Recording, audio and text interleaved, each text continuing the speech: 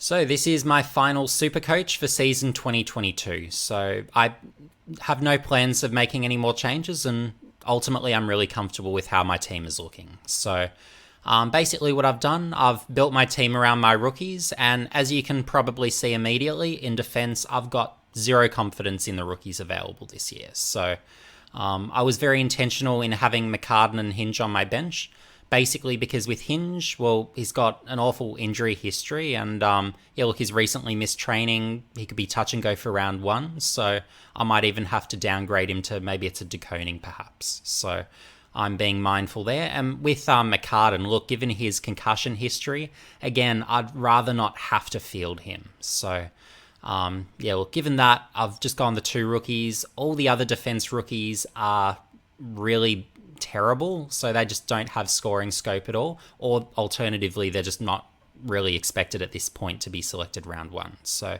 given this, I think having, I guess, just the two rookies on the bench and none on the field is the best structure for Supercoach this year. So given that, that's why you're seeing what you're seeing there. But for full disclosure, I do think McInerney will score fine. He could be good for something like maybe 70 a game, and then Hinge could be good for maybe, let's call it 65. So they both will be able to score fine, and they're really just there to make money, and fingers crossed McInerney doesn't get concussed and Hinge is healthy, basically. So, but yeah, all the key defenders being spoken about, look, they're not going to score enough to make you enough money to be bothered with, frankly. So given that, that's my attitude there. So yeah, basically I've had to field quite a bit of money in defence, and I was more than happy to do that. So, and look, the cheap options aren't great. A cheap option I did consider was Heath Chapman.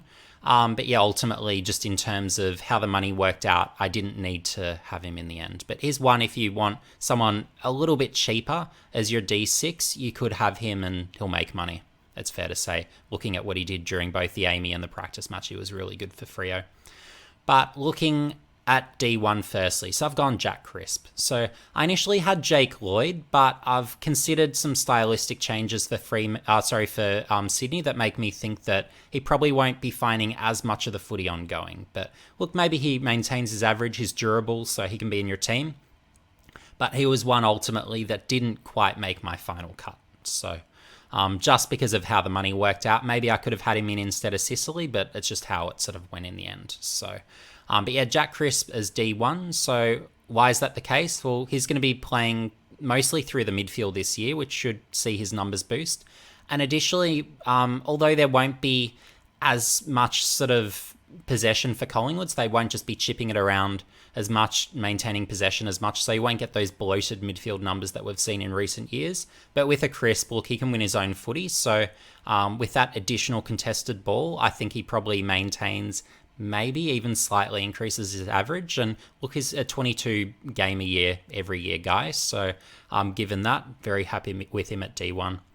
Jordan Ridley, look, seeing what he did in those first few games last year, he can really score a lot. So, and again, same in season 2020, breakout season, but again, phenomenal scoring. So given he's got that scoring upside, I think he's going to be a top 6 scorer. And what's probably going to help him is the addition of Kelly in defence for Essendon, which will mean that Ridley won't have to play as defensively minded and should be able to take a few more intercept marks and hopefully get a bit more of the ball. So yeah, that's sort of an appealing component there as well. And look, Ridley won't be taking all the kickouts. It will be shared around a bit, but he'll get enough where, look, he should roughly maintain his average, if not improve a little. So I think he'll be a solid top 6 scorer.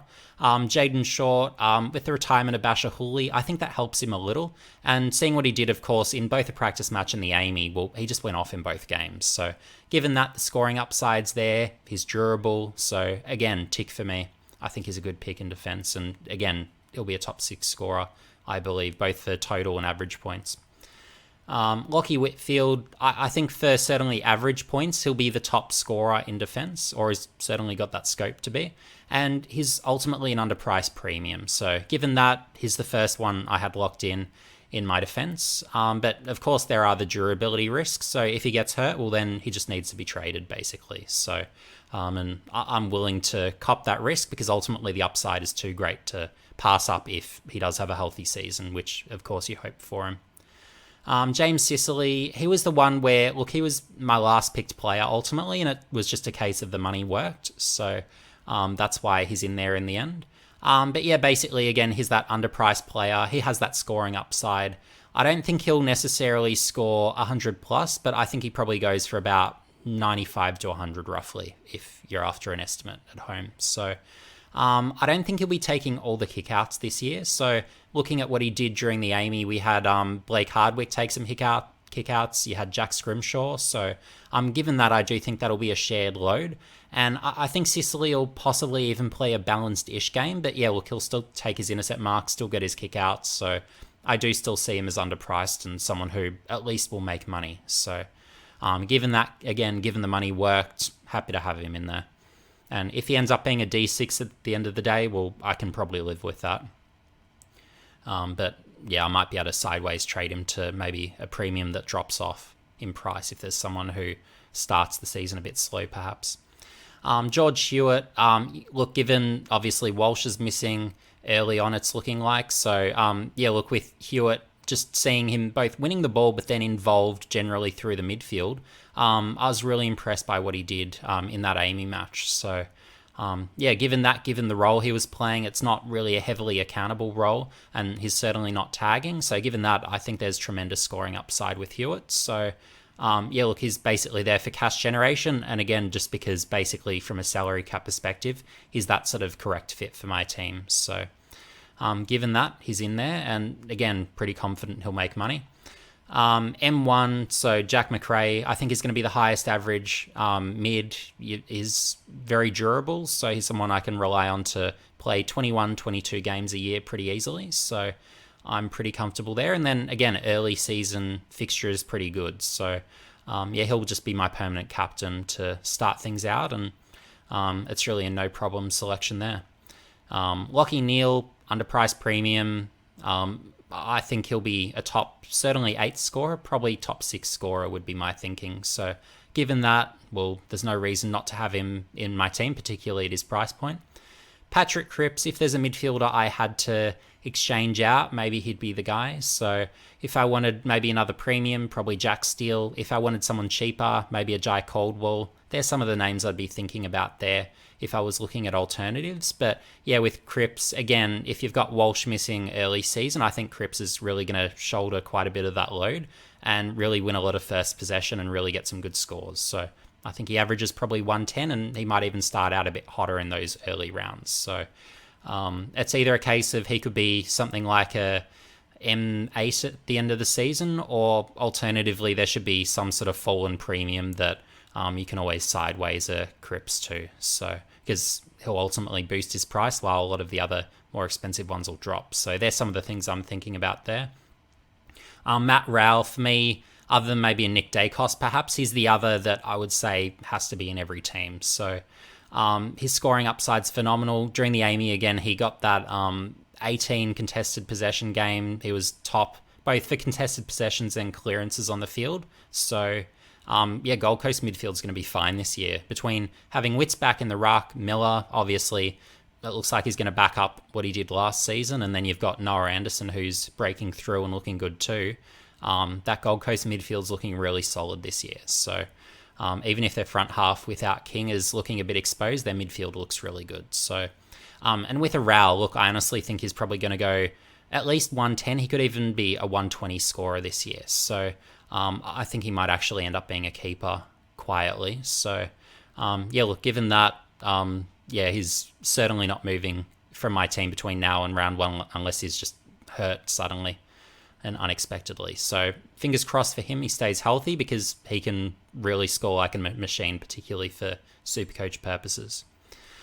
Berry, look, he's just really underpriced. So he could be a 90, 95 scorer. Is a starting midfielder that is just, yeah, too underpriced. So obviously for those games he was playing last year, look, the role wasn't there. He just wasn't looking as good. But yeah, I'm confident based on what he's done in the preseason, he's back. So seeing his aiming match again, he was one of Brisbane's best midfielders. So I think he'll play a pretty prominent role. Even if he does play a little bit outside, he'll still get his CBAs, I'm expecting. So yeah, expect a big season. And look, given his almost rookie priced, well, he's going to be outscoring other than maybe Dacos, really all the other rookies. So, someone I'm very happy to have in my team. And look, if he gets hurt or if something doesn't work out again, I could just pivot to maybe it's a Jai Coldwell or someone else. So, that's perfectly fine. These three rookies, I would say they should be on everyone's field. So Nick Dacos, he can average 25 disposals this year. And he's probably going to get defense status as well because he's playing quite a lot across half-back. He'll push through the midfield as well, probably forward at stages as well. Because again, what people need to know, he went for 36 disposals, 2 goals last year in the NAB League. If you look at Sam Walsh and Matt Arau, they were going for something like 30 and 32 disposals in the NAB League, and they weren't even good for a goal a game. So, look, Nick Dacos is elite by any standard. He'll be a top 5 player on Collingwood's list this year. And he was round 1 ready last year anyway. So that's the calibre of footballer we're looking at already. There's no doubt about it. So, and Jason Horne-Francis, I can be every bit as positive about him. But the thing to be aware of is, so he'll get forward status, I'm expecting, because he'll be something like probably a 70-30 forward to mid is my expectation. So, but again, you could have, let's say a Dacos averages 90, maybe 95 this year. Horne-Francis, he could be good for 80. So, and that's even if he's not playing predominantly through the midfield. And I think with a Horne-Francis, he'll be one of North Melbourne's, and I'll say the same as I did with Dacos, he'll be a top 5 player on their list this year. He's just that good. So, and he plays a complete game. He can win it, applies himself defensively, has that burst of speed, great around goal, high flyer. So he's got all the tools and he's going to impact now. Because seeing what he did in the second half of the Sandful last year, he was the best in that competition against men. So, look, he's another amazing footballer. So, it's fair to say the rising star races out of these two. Josh Ward, what he did for Hawthorn in the Amy match, he was Hawthorn's best midfielder. So, of course, you'll have a Tom Mitchell, Jager O'Meara. They'll be sort of the 1 and 2, presumably, for Hawthorn. But I don't see why Ward can't be that number 3 midfielder. Maybe you can make an argument for Warple, who obviously has his BNF, but look, Ward's at least top 4 mid on Hawthorn's list, I'm convinced. So, given that, look, he can, as I'd say of a Horne-Francis, look, he can go for 80 average this year. So, I would strongly suggest field him. And look, he probably plays some outside minutes, but if he's playing on the ball, around the ball, fantastic. He's really going to have an incredible season. And he could go for more than 80 if he does that pretty permanently. But even if he's playing a little bit on the outside, he'll be fine. And what he did in that sort of last month of the NAB League season, he was doing Dacos things in terms of his numbers. So, and he's all class. Hawthorn need that sort of distinguishing something different through there. So I think Hawthorn should really be quite motivated to give Ward those opportunities. And I think with Sam Mitchell being a young coach, he'll be pretty happy to give him that. It's reasonable to say. Dylan Stephens, look, if you wanted another rookie on your field, he'd be the one where I'd say, look, you could, because he'll average, I'm going to say maybe 70 this year, maybe 65. I'd probably say 65 to 70. So if you feel comfortable with that on your field, you can certainly field him as well if you want. But why I've got him on the bench is if I was to field him, I don't at the moment love the other midfield rookie options. So Cooper Stevens, Connor McDonald, you hope they're selected round 1. I can't say for certain they will be. But if they are, then let's say a Cooper Stevens goes for 60, a McDonald might go for maybe 55. So to give you a rough feel. So they're the better scoring ones of those that at least featured during the Amy series. So just to give you those names. If I had to have another rookie midfielder, probably a Saligo would be my slightly more favoured at this point ahead of a Brady Hoff. So, and with a Hoff, look, he'll be playing more across half-back and, look, none of those other guys really sort of stand out. So given that, Stevens, I like having off the bench. And look, you don't know what will happen this year. We'll have guys that get sick, so you'll need to have decent enough options on the bench, I feel like. So, I'm loading up quite a bit on my bench, it's fair to say. Rucks, Grundy, I've got as my R1. Why? Look, he's durable, possibly a bit underpriced compared to the likes of Gawn and Darcy, so I like that little bit of upside there. He's looked a bit off the last few years, but he'll at least maintain his average, if not slightly improve it.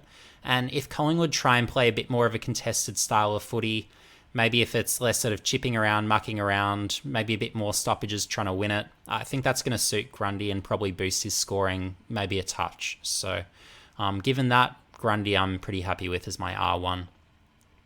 Tim English, why is he there? I think he's going to be a top 6 scoring forward. So given you've got the dual position status, I'm very happy to have him there, and eventually I'll just swing him forward. But given the forward rookies I'm pretty happy with, English can of course stay in the ruck. And basically with a Gorn, well, he probably drops off in average slightly given not just his age, but Jackson probably adopts a few more ruck minutes here and there. And then with a Darcy, look, he's had his injury issues during the preseason. He's had his durability issues over his career to date. So given that, I don't really trust him either. And then I've got Jack Hayes coming off the bench as that, I guess, only sort of able scorer of the options there. And look, with a Sam Hayes for Port Adelaide, I considered him as an option. If he's named round 1, maybe you can swing a Jack Hayes into your forward bench. That would be an option. And then maybe an English could sort of be like a DPP option. You can swing him around, have a bit of fun with that.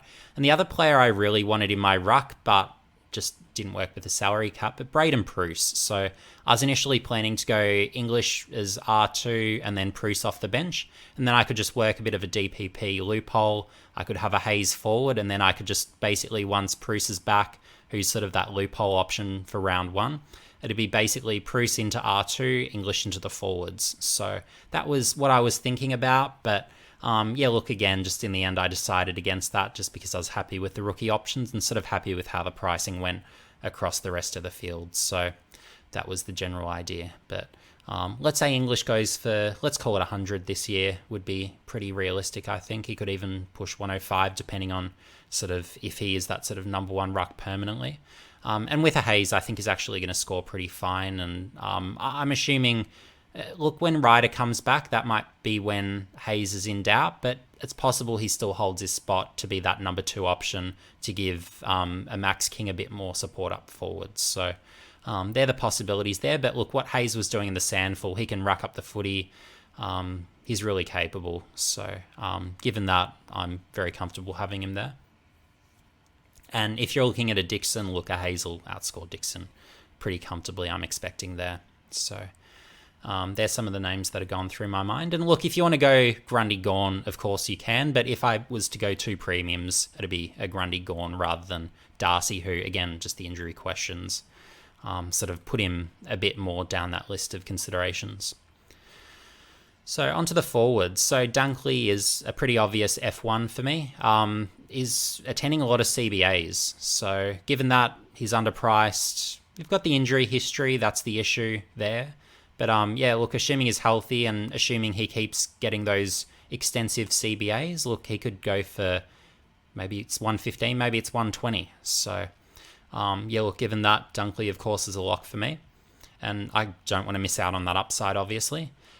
Zach Butters, I don't think people realise how good Zach Butters is going to be. I think he's going to be a consensus top 5 midfielder in the comp in terms of the calibre of his play for actual practical football purposes. I think he's going to be proven better than an Ollie Wines. So certainly watch out for Butters from that perspective now that he's playing as a midfielder. So, and given that, look, again, underpriced, and I think he could average 110, maybe 115. I think he's legitimately really got that upside, and he could even plausibly go for a little more. So, look, tremendous upside. Injury issues and injury history is the only thing, but that's how that is.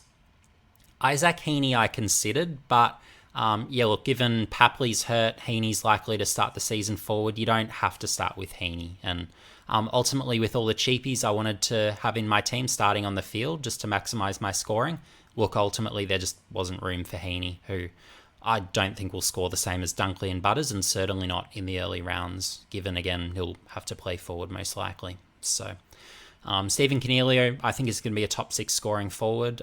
Looked fantastic during the Amy. He's back. So lock him in your teams.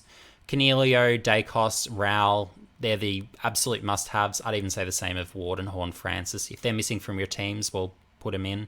They really need to be in your team, on your field. So, so with Coniglio, he can go for 100 this year, I think. So, could even go a touch over. But, he's going to play through the midfield and looks really good. So, yeah, that'll be good to watch for Giants fans. Tristan Jerry, we'll have to see. Is he going to be North Melbourne's number 1 ruck? During the Amy, he was, and we had Goldstein mostly up forward as that sort of number 2 ruck. So if Jerry happens to be that number 1 ruck, he can average 90. So he just looked that good. So if he's named round 1, lock him in your team. There are other options around this price point. Maybe it's a W.Brodie, though with Fife coming back, maybe the job security is a bit of an issue. Selby probably talked me out of that one a little bit. So maybe you go for a Mitch McGovern, he'll go fine. So you've got a few in that sort of general price range. And even a Naish I could bring onto the field pretty happily. So I've got quite a few options there.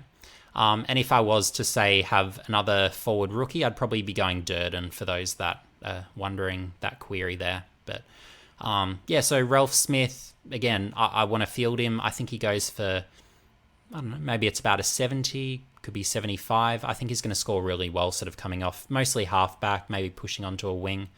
He'll get his marks, he'll generate his drives. So yeah, and again, looked quite good during the Amy series. So yeah, I think that's a pretty good selection. And again, you can field him with quite a bit of confidence. I think he's going to be pretty strong for your team. And same with Josh Rochelle. So, and with Rochelle, he'll be a playmaker up forward. He'll be really someone Adelaide just really look to.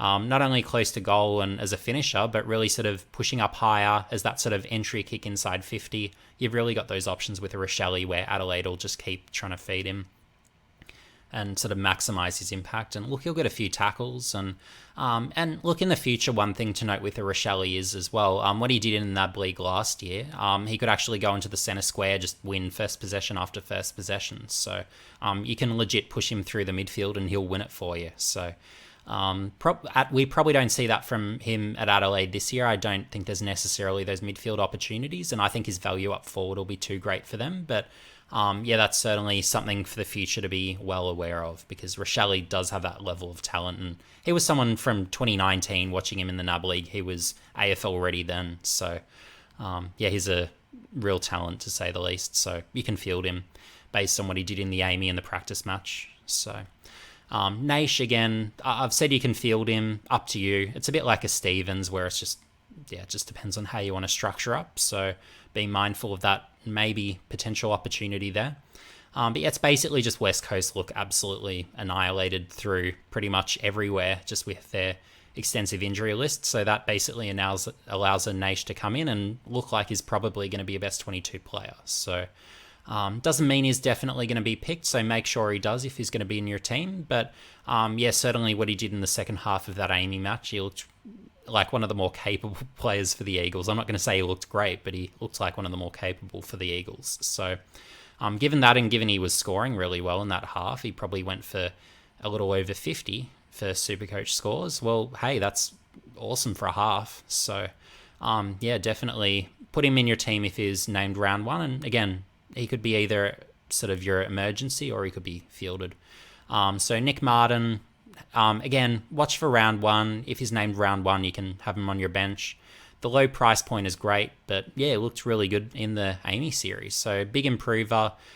He'll mostly play forward, possibly push up onto a wing. That sort of medium marking size for those that are wondering sort of what sort of game does he play. So, and yeah, he'll score enough. And again, if you need another forward rookie, probably a Durden is the guy. So yeah, hopefully some of those names help you out. And my tip to my viewers today is I would suggest copy all my cheapies. So all my sub, I would say 350k guys should be in your teams.